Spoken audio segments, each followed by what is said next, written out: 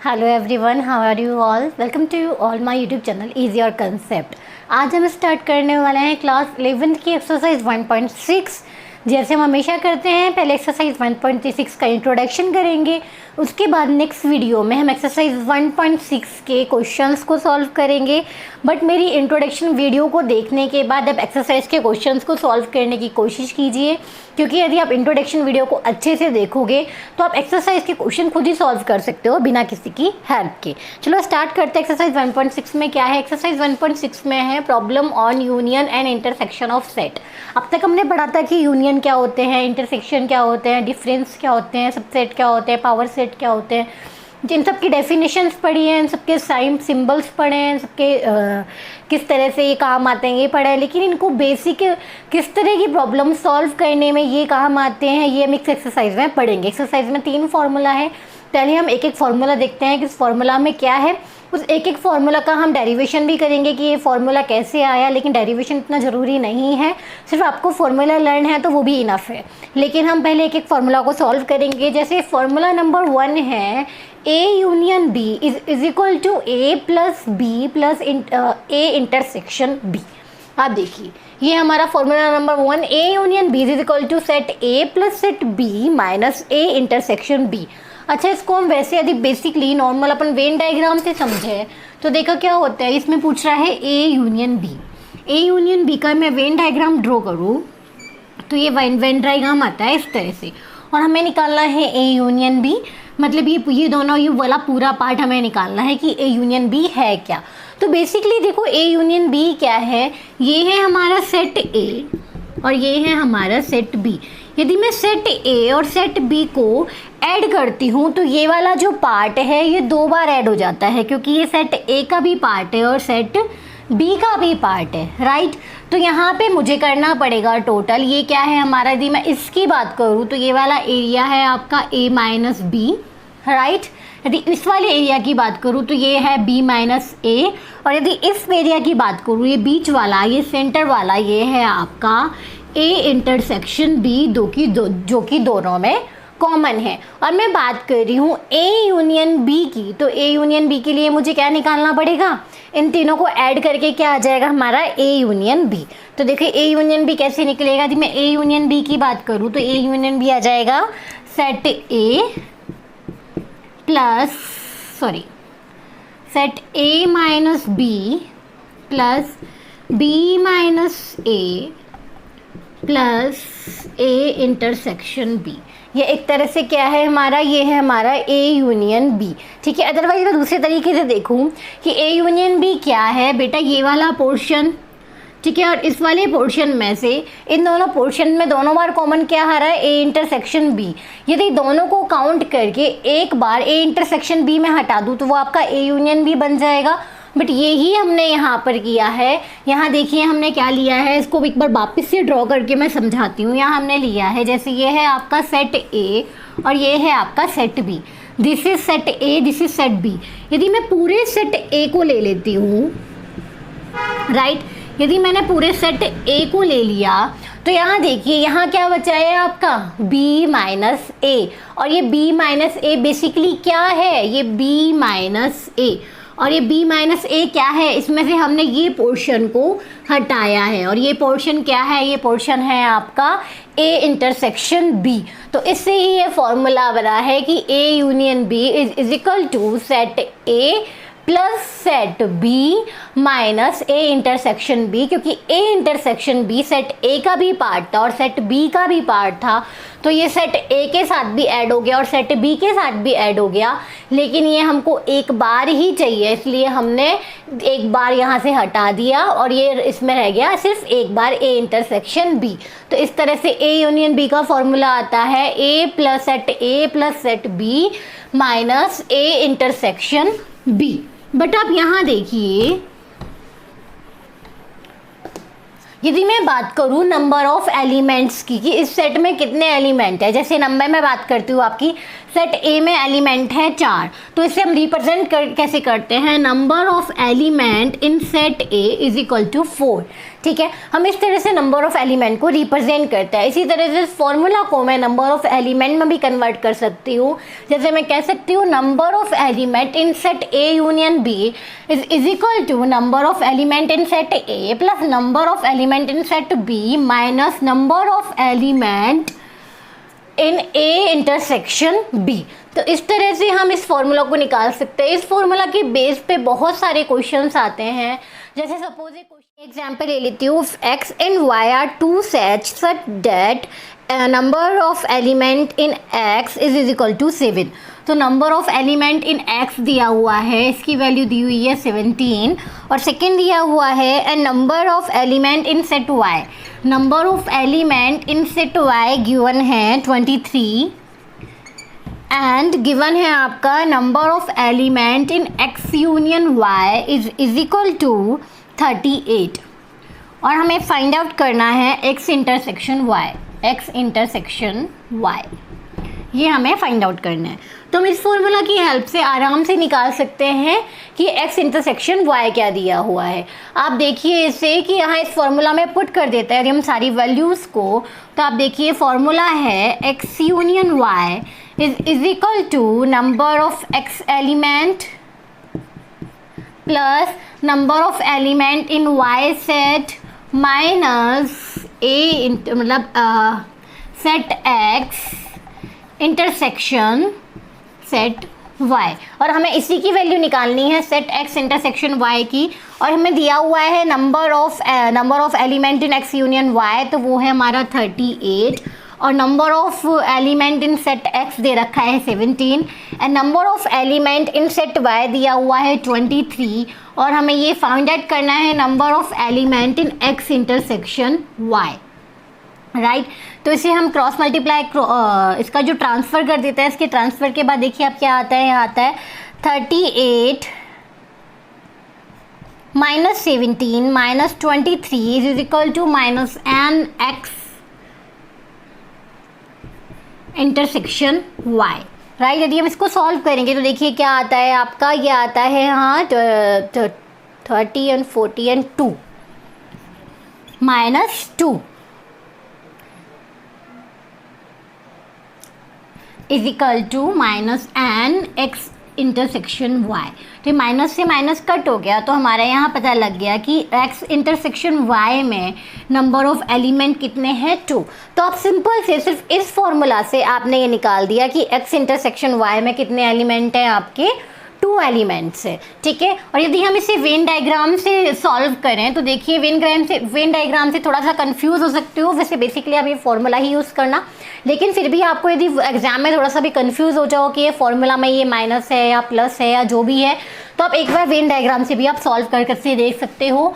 आप देखिए यदि मैं वेन डायग्राम बनाती हूँ x यूनियन y का, ये है x और ये है y, तो number of element in set x, तो number of element in set x में कितने एलिमेंट दिए हुए हैं, मतलब इस पूरे सेट x में एलिमेंट है आपके 17, और number of element in set y, मतलब इस पूरे y सेट में आपके एलिमेंट है 23, राइट।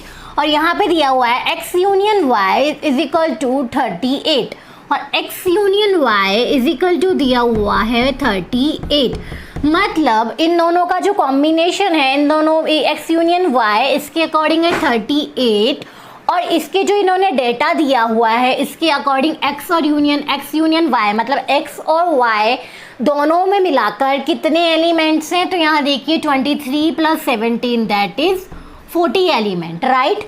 तो ये 40 एलिमेंट इनके अकॉर्डिंग हैं, और इन्होंने जो इनके डाटा के अकॉर्डिंग x यूनियन y में एलिमेंट है 38। तो मतलब 2 एलिमेंट यहाँ पर ऐसे हैं, मतलब ये जो कॉमन है ये 2 एलिमेंट यहाँ ऐसे हैं जो दोनों में कॉमन है, इसलिए इन दोनों के टोटल में यहाँ 40 आ रहा है और एक्चुअल टोटल क्या है 38। तो इस तरह से भी आप x इंटरसेक्शन y निकाल सकते हो। यहाँ x इंटरसेक्शन y है हमारा 2, तो आप वेन डायग्राम का भी यूज़ कर सकते हो और इस फॉर्मूला को भी यूज़ कर सकते हो। अब आते हैं हमारे सेकेंड फॉर्मूला पे। यदि सेकेंड फॉर्मूला में दिया हुआ है कि यदि सेट जो है वो डिसजॉइंट है, तो सेट डिसजॉइंट कब होते हैं? सेट डिसजॉइंट के लिए हम ऑलरेडी बता चुके हैं। सेट डिसजॉइंट तब होते हैं जब दोनों के कोई भी एलिमेंट जो हैं कॉमन नहीं होते। ठीक है, जब दोनों सेट में कोई भी एलिमेंट कॉमन नहीं होगा तो इनका वेन डायग्राम किस तरह से होगा?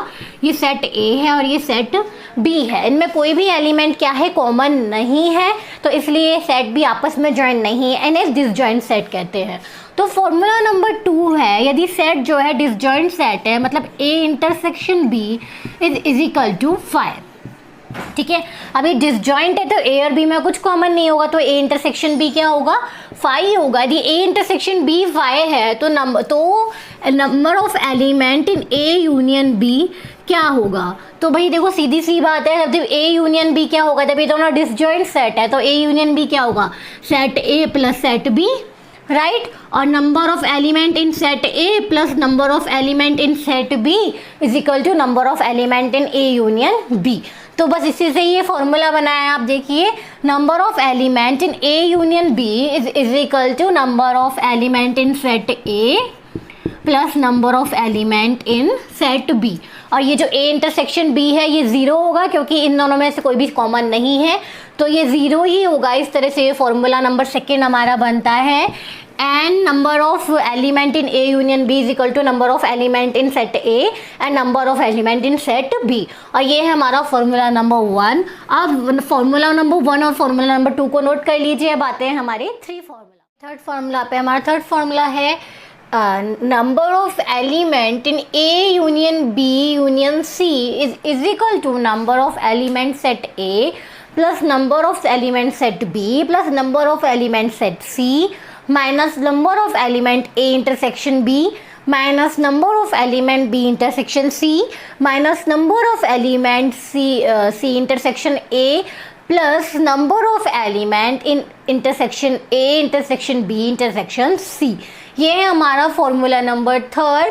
ये आपको जनरली याद हो जाएगा, ये कोई इतना डिफ़िकल्ट नहीं है, लेकिन फिर भी हम इसका प्रूफ करके दिखाएंगे क्योंकि कई बार हो सकता है कि एग्ज़ाम में प्रूफ पूछ ले। तो किसी भी तरह का कोई भी क्वेश्चन ऐसा हमें मिस नहीं करना जो एग्ज़ाम में आ सकता है। मतलब जो लाइन हमारी एनसीईआरटी बुक में लिखी हुई है हमें उसके पीछे के सारे भेद पता होने चाहिए, क्योंकि हमें कोई भी डाउट नहीं छोड़ना चाहिए। हमें एग्ज़ाम में ऐसे जाना चाहिए कि पूछने वाला क्या पूछ लेगा, कोई दिक्कत नहीं है, हमें सब आता है। एनसीईआरटी बुक में जो भी लिखा हुआ है आपको जब भी ये वीडियो देखनी है एनसीईआरटी बुक अपने साथ लेके रखनी है और एनसीईआरटी बुक से एक एक चीज़ देखनी है। यदि मैं कोई भी फॉर्मूला कराती हूँ तो उसके अकॉर्डिंग कोई भी क्वेश्चन आप खुद सॉल्व करिए। इस तरह से आपका बेस भी स्ट्रांग बनेगा और आपको मैथ्स समझ आएगी। मैथ्स करने का सही तरीका यही है, मैथ्स पढ़ने से समझ नहीं आती, मैथ्स करने से समझ आती है, राइट। ओके, अब आते हैं फॉर्मूला नंबर 3 पर। ये हमारा फॉर्मूला नंबर 3। अब इसे हम एक्सप्लेन करते हैं, ड्राइव करते हैं कि ये आया कैसे। जैसे दिया हुआ है number of element A union B union C, तो इसे मैं इस तरह से भी लिख सकती हूँ, number of element in A union B union C. इसे मैं इस तरह से भी लिख सकती हूँ। अब ये हमारा फॉर्मूला बन गया ए यूनियन बी का, राइट। अब देखिए number of element A union B का फॉर्मूला है number of element in A, number of element in B minus number of element in A intersection B.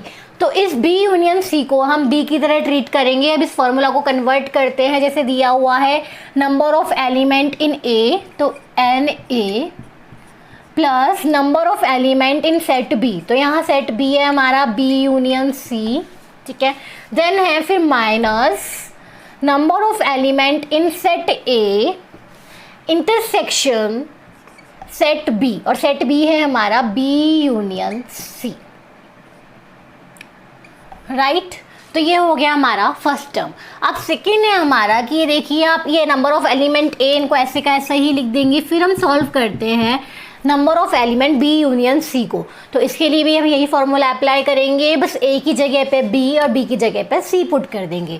तो आप देखिए यहाँ है number of element in set B plus number of element in set C minus number of element B intersection सी,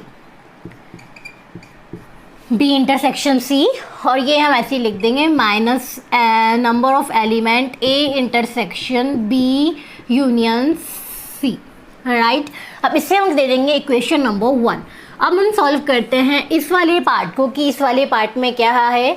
यहाँ आप देखिए ये part है ए इंटरसेक्शन बी यूनियन है कि n number of element in A intersection B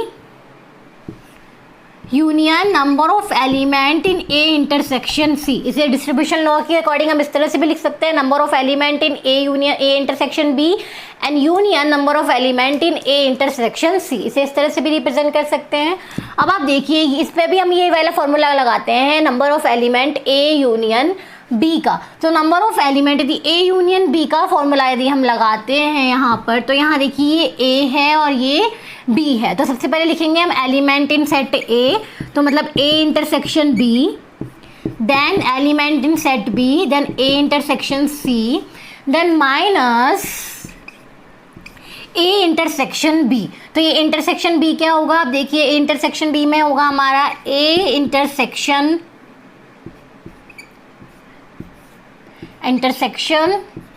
A intersection C.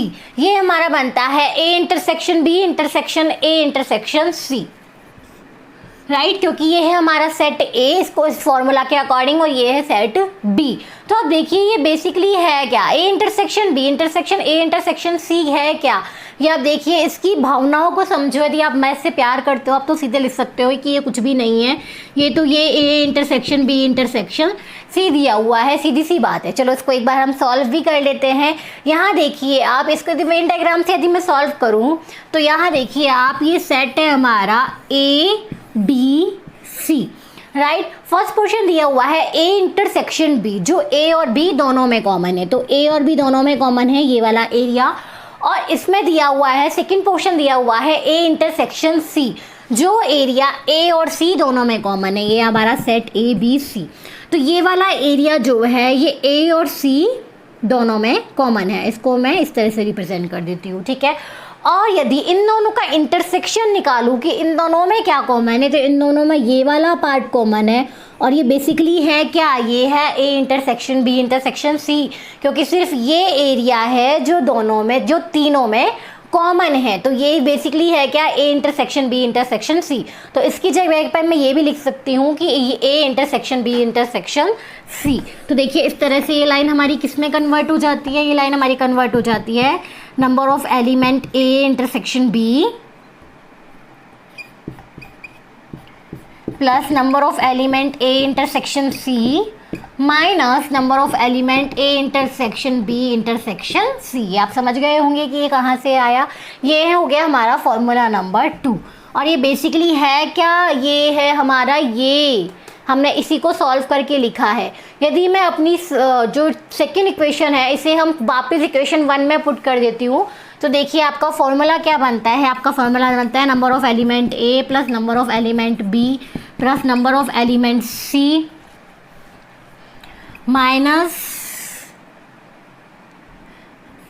B intersection C, ठीक है। अब आपका ये जो इधर है माइनस की जगह पे ये पूरा आएगा, तो यहाँ क्या है, सबके साइन जो है वो चेंज हो जाएंगे, क्योंकि यहाँ माइनस है और माइनस से पहले ये पूरा दिया हुआ है, तो ये माइनस से पहले यदि इसकी वैल्यू है, इसके क्या है साइन चेंज हो जाएंगे, क्योंकि बाहर क्या है माइनस का साइन। तो ये देखिए ये प्लस में है, ये माइनस में कन्वर्ट हो जाएगा, माइनस का ए इंटरसेक्शन बी, ये भी माइनस में कन्वर्ट हो जाएगा, माइनस ए इंटरसेक्शन सी, और ये आपका माइनस में है ये प्लस में कन्वर्ट हो जाएगा, ये है आपका plus A intersection B intersection C. और यही आपका फॉर्मूला है, आप यहाँ देखिए A union B union C का, मैंने यही फॉर्मूला आपको स्टार्टिंग में बताया हुआ है और ये इसी को मैंने सॉल्व किया हुआ है, एक्सप्लेन किया हुआ है। कभी एग्जाम में आ जाए तो ये थोड़ा सा कंफ्यूज करने वाला है, आप इसे एक बार खुद सॉल्व करके देखोगे तो आप कंफ्यूज नहीं होंगे। ये दिखने में अब आपको बहुत इजी लगा होगा क्योंकि आपने एक बार देख लिया।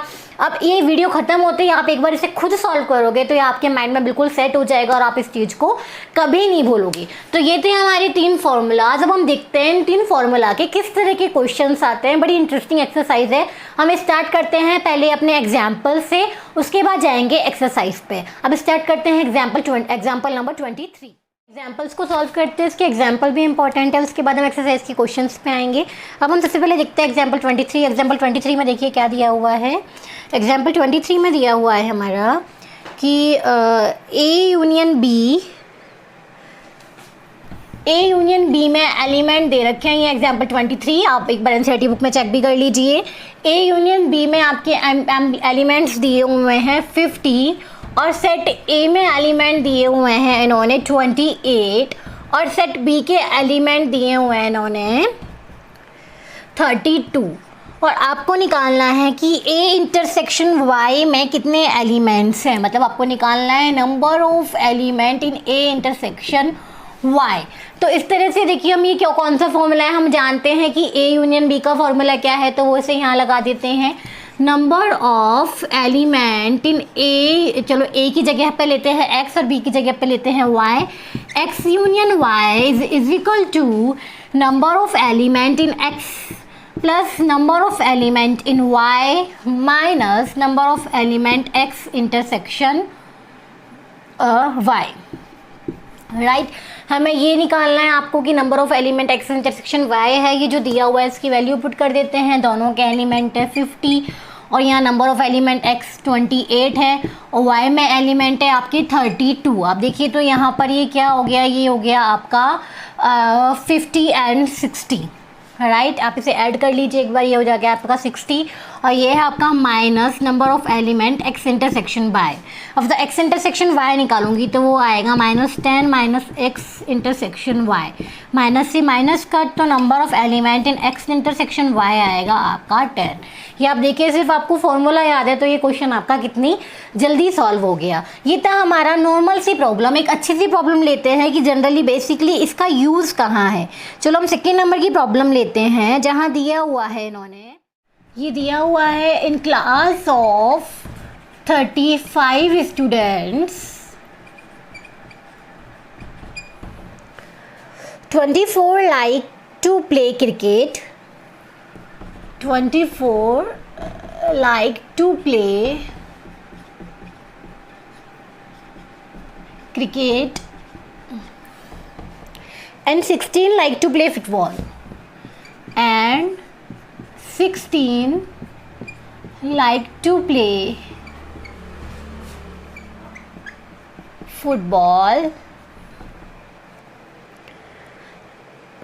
and also each student like to play at least one of the two games and each student like to play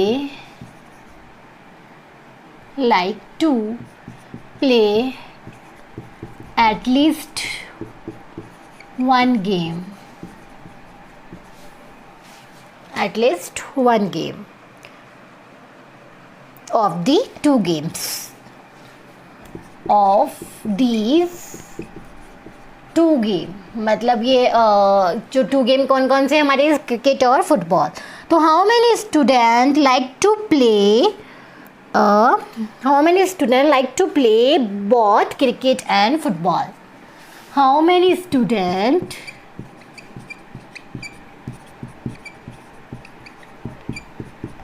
like to play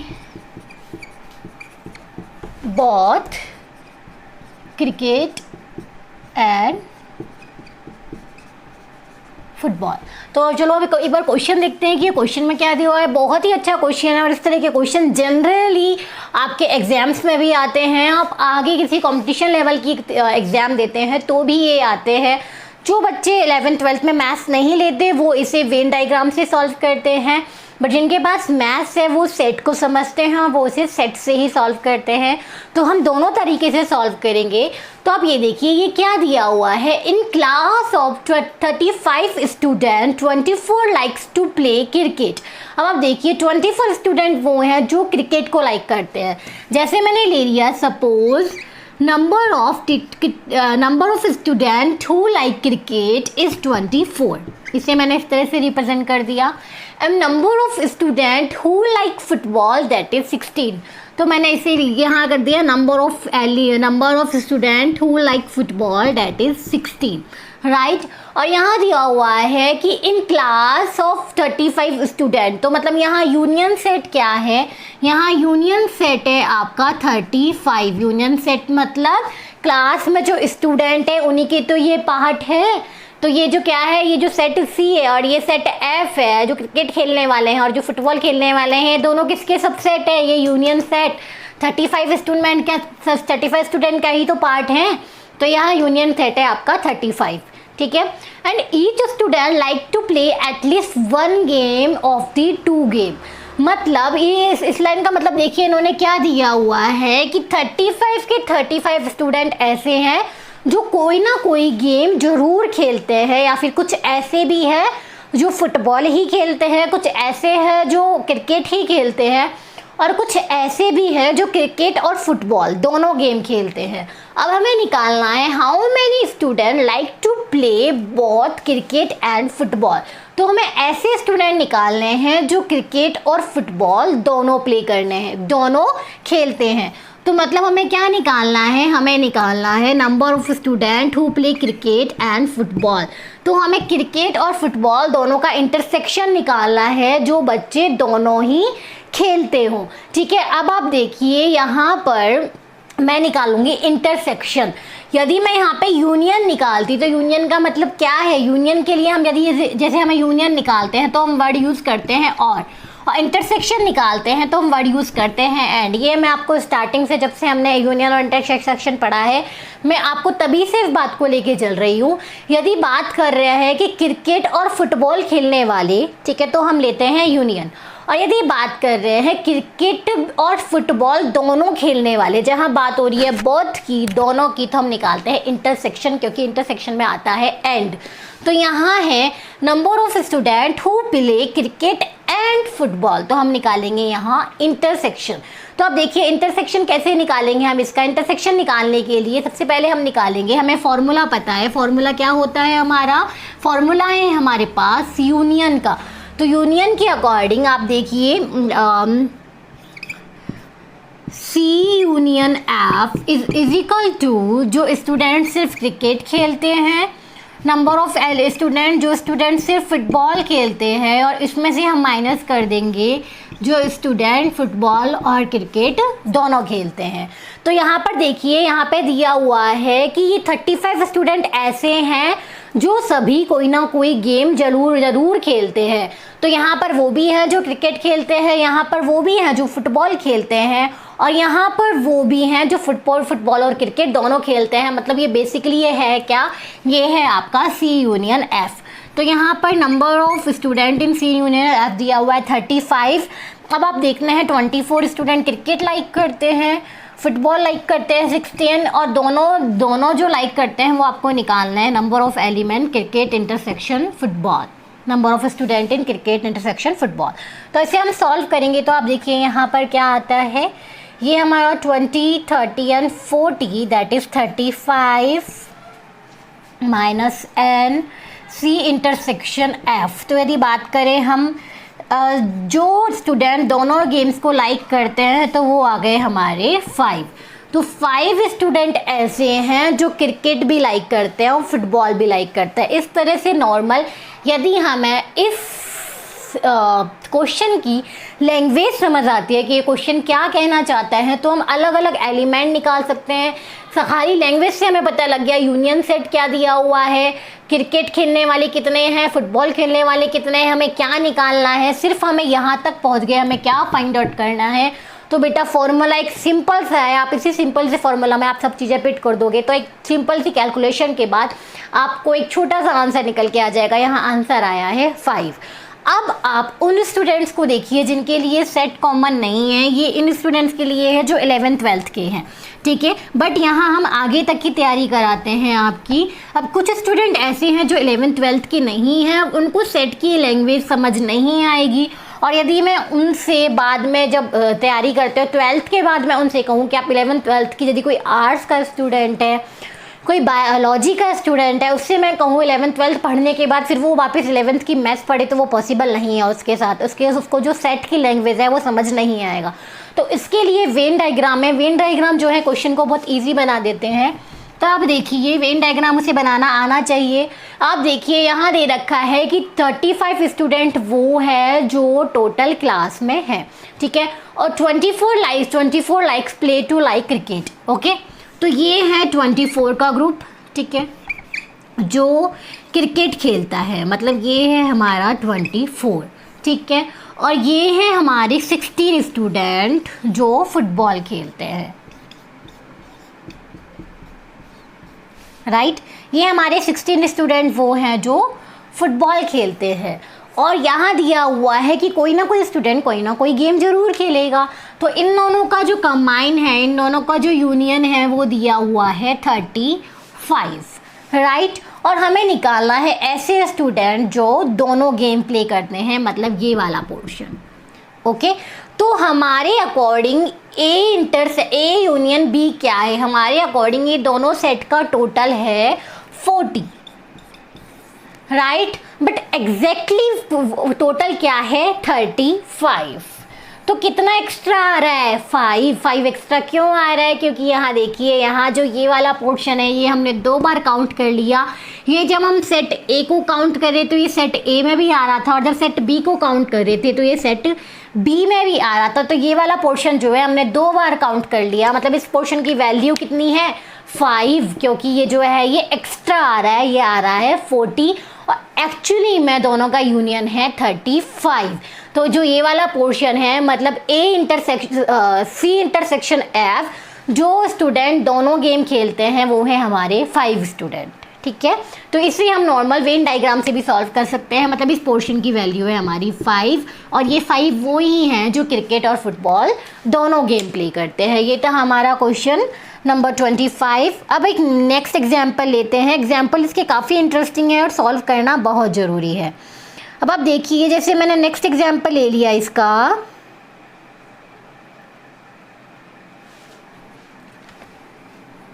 example number 24। इसमें देखिए अब क्या निकालना है हमें।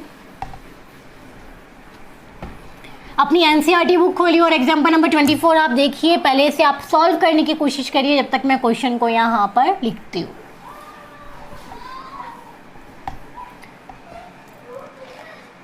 यस, एग्जाम्पल नंबर 24 में दिया हुआ है कि कुछ मैथमेटिक्स के टीचर हैं और कुछ फिजिक्स के टीचर हैं।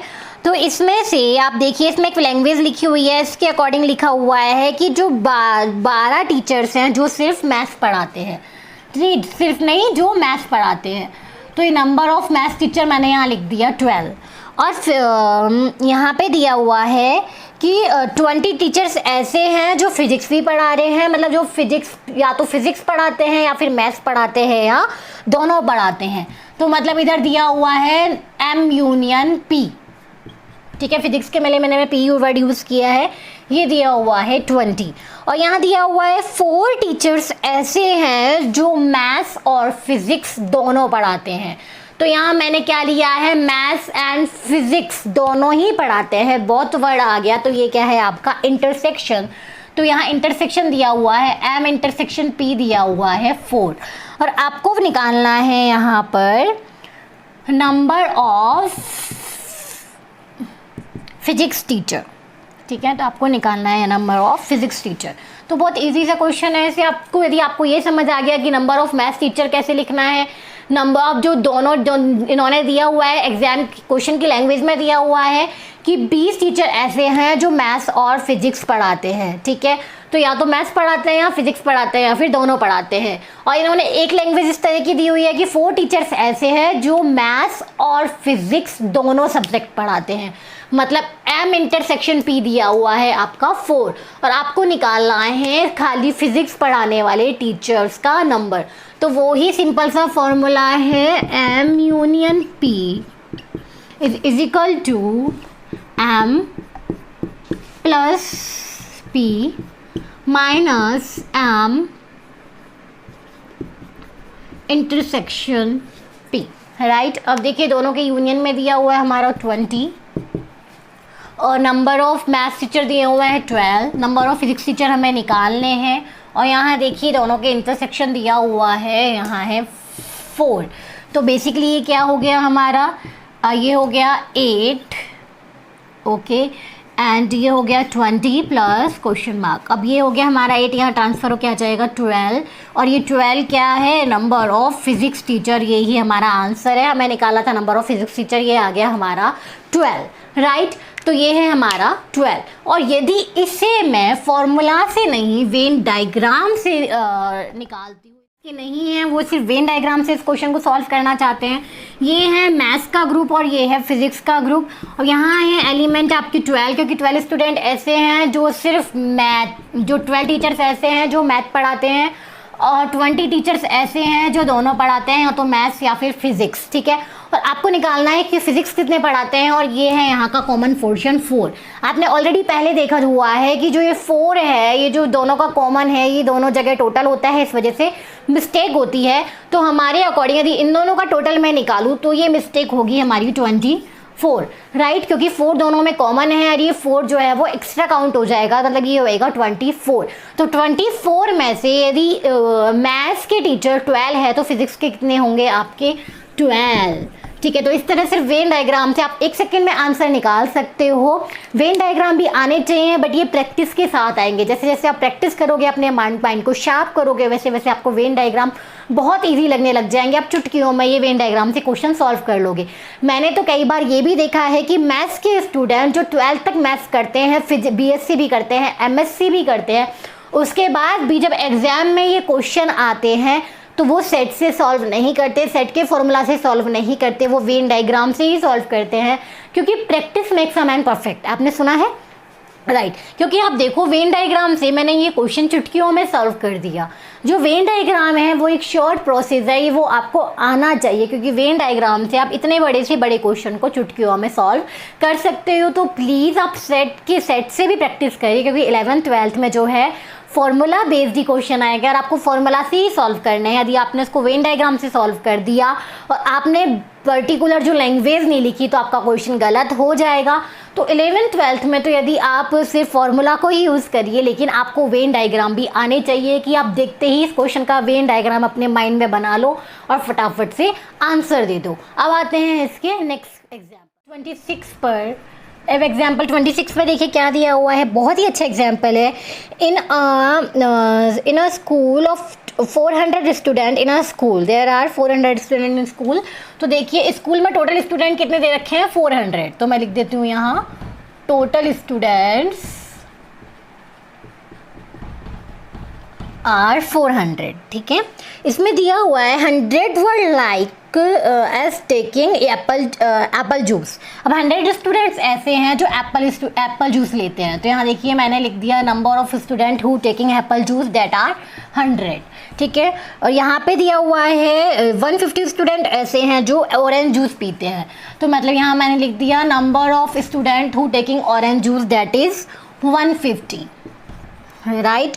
और यहाँ दिया हुआ है taking and 75 were listed as taking both apple as well as orange juice, and 75 student ऐसे हैं जो एप्पल और ऑरेंज जूस दोनों लेते हैं। तो मतलब यहाँ दिया हुआ है Apple intersection orange juice, that is 75।